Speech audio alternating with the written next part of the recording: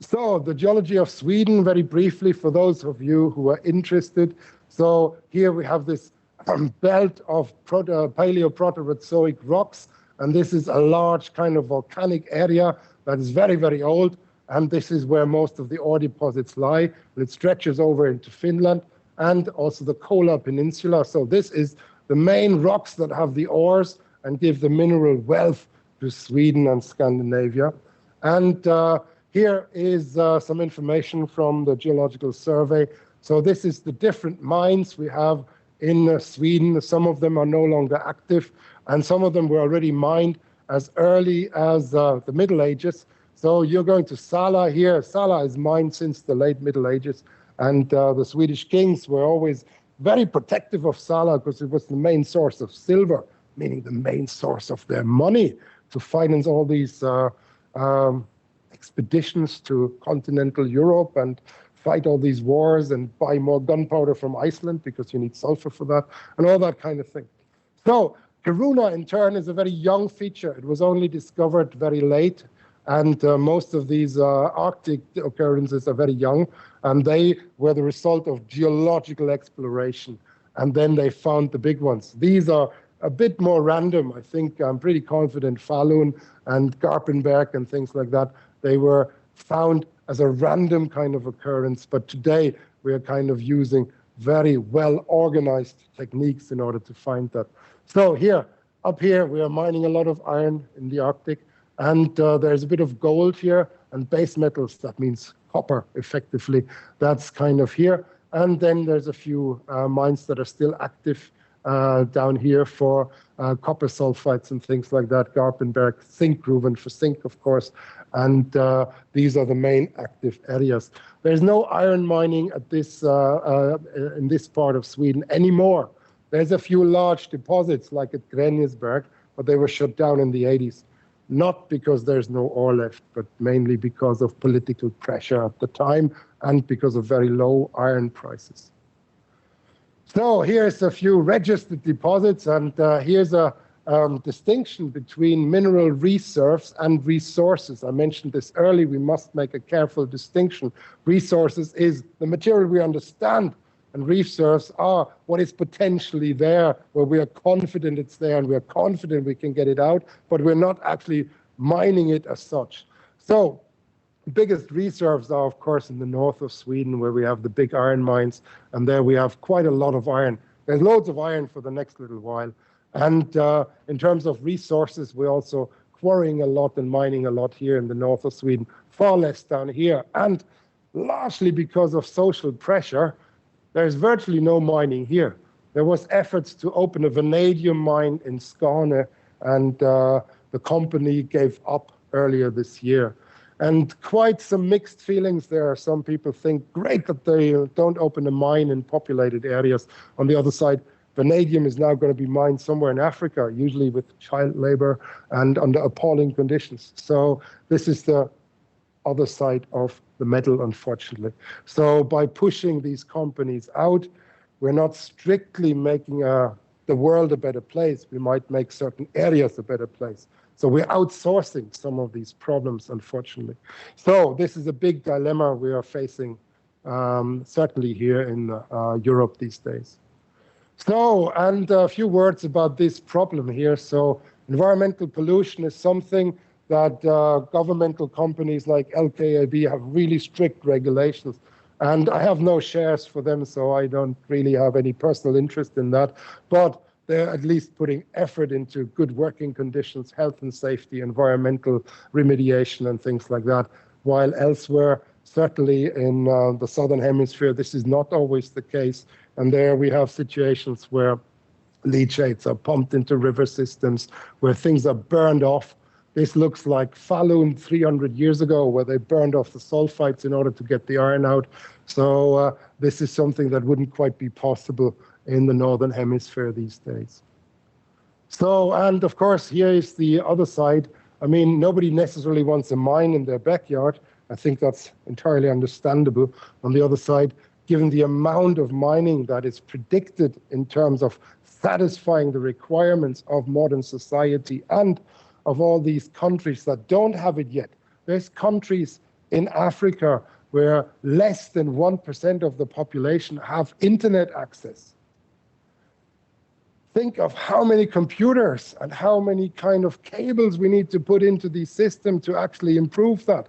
How much copper will we need for that? It's mind-blowing. It's staggering amounts.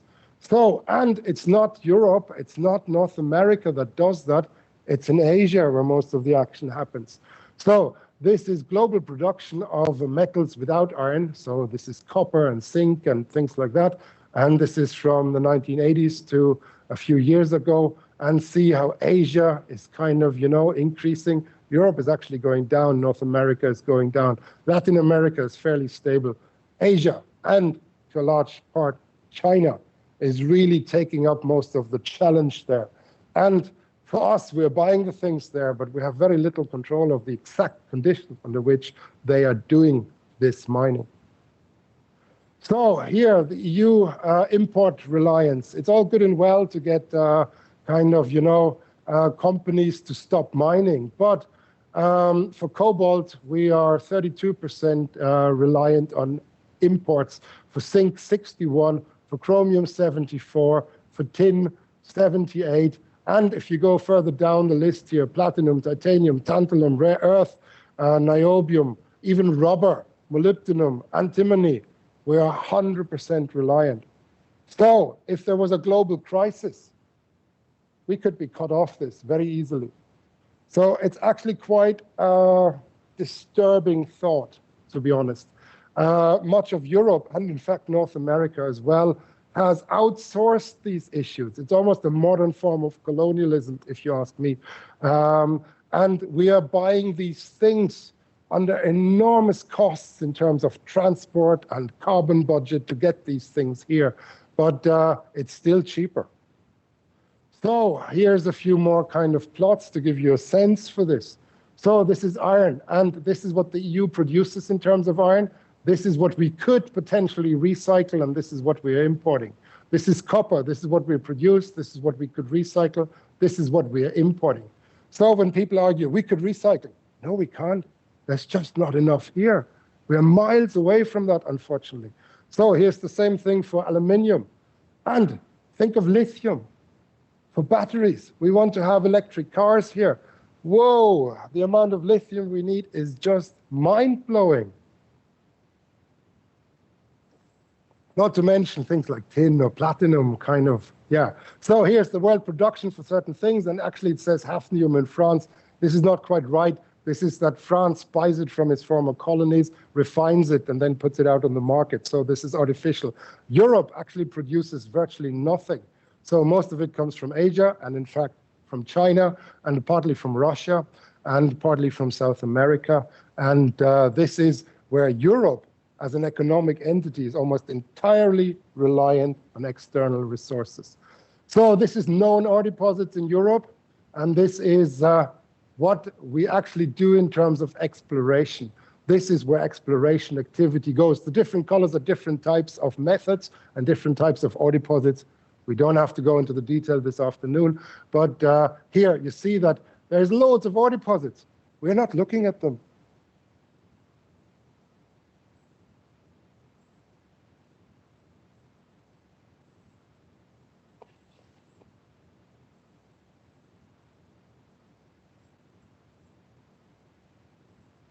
Not here, not with me, but we're actually not very good at recycling at this point.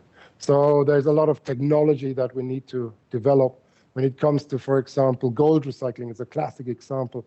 The amount of gold that is known to be, for example, in old mobile phones, old computers, just in Germany, for example, is on the order of 6,000 kilograms per year. This is huge amounts compared for gold, but we don't have the means of getting it out at this point. So recycling is not very efficient. I think estimates have it that we need another 20 years before we can really recycle our needs to a degree that it becomes satisfactory. Until then, a lot more mining needs to happen, and likely, given that every system is notoriously inefficient, Newton's third axiom, everything kind of has problems and fails somehow, it's going to be more than 20 years if you ask me. So But there's detailed numbers out there. I can look them up for you, and there's actually some papers in Studium. There's the Vidal et al. Article in Nature 2013, and they go into that a little bit more. So you can find detailed numbers there, and they're quite explicit. We are miles away. It's a wonderful idea, but practically, we're not there by any close margin. So, and then when we look here, Swedish exploration permits from 2000 to 2020, they're actually going down. This is when the EU announced we need to get more resilient. There was a short kind of lift for a short while, but now we are back on track for going down. And this is, of course, a bit of the dilemma I'm describing. And I don't have the answers. It's not for me.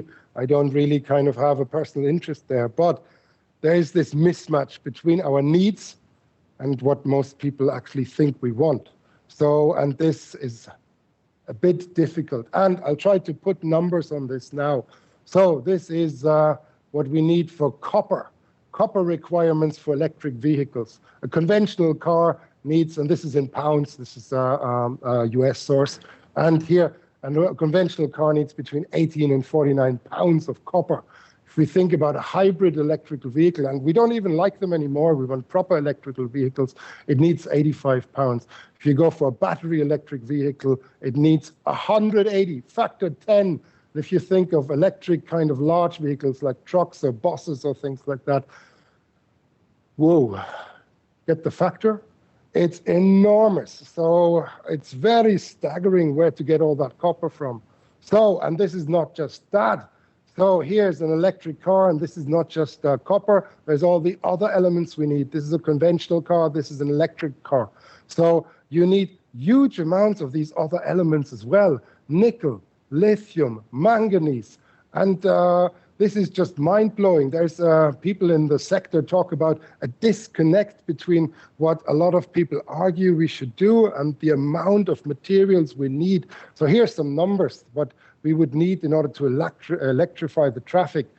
And wow, I'm just blown away by the numbers. So if you look at the numbers, there's real issue. And not to just leave it with electrical traffic kind of attempts, but if you think of offshore wind and onshore wind, solar and nuclear and things like that, even nuclear, some people argue it's the answer, it's environmentally more friendly if it's safe, but even that needs huge amounts of more metals compared to some of the traditional ways. And that's not an answer either, we know that. So we have some real issues, some real dilemmas to fix. And this is a paper that only came out last year, and I think I have a reference here somewhere. I don't know whether it's coming up. Here it is, Vatari et al. 2020. I just put it on Studium 2 days ago for you. This is kind of projections for our needs, and they are distinguishing between low-carb technology and other uses. And I don't know, you need to read the details about how they define these different things. But for all of these metals, you can see the pink area is the projections for the future up to 2050. Whoa, this is where we are right now. So I don't know where to get that all from. This is why people like Elon Musk want to go to space, because there's loads of it out there. But getting that here will also cost us a lot of mining, of course. So I don't have the answers, as I said, I repeat myself. But the problem is by not mining it under controlled conditions, we are accepting these problems like polluted rivers, like large spoils in the landscape, like oxidizes and dead ecosystems. And this is what we have, for example, in areas like Congo, where most of our cobalt is coming from. A recent study has even shown that the children in the mining district in Congo have DNA changes by now from all the poison in there. This is not funny, it was a Nature paper. And they can really link this absolutely clearly to the dirty mining practices. So I'm personally very torn, because while mining has a bad reputation in Northern Europe, at least it's done in a reasonably clean way, while this is not always the case elsewhere. So, and not to mention that in many parts of the world, Small people are favored for mining because you have to go underground, and this might not be age dependent. So there's huge problems with, for example, child labor in Congo. And if you have a mobile phone, and if you have a battery-driven car, if you have a Tesla, I promise you, there's cobalt from Congo in there.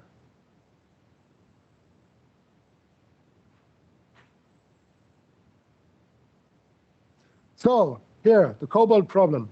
The amount of cobalt we will need in order to electrify our traffic is quite enormous. Passenger electric vehicles for batteries, portable batteries, like in your mobile phone, they all require cobalt at this kind of point in time. And this is projections up to 2030.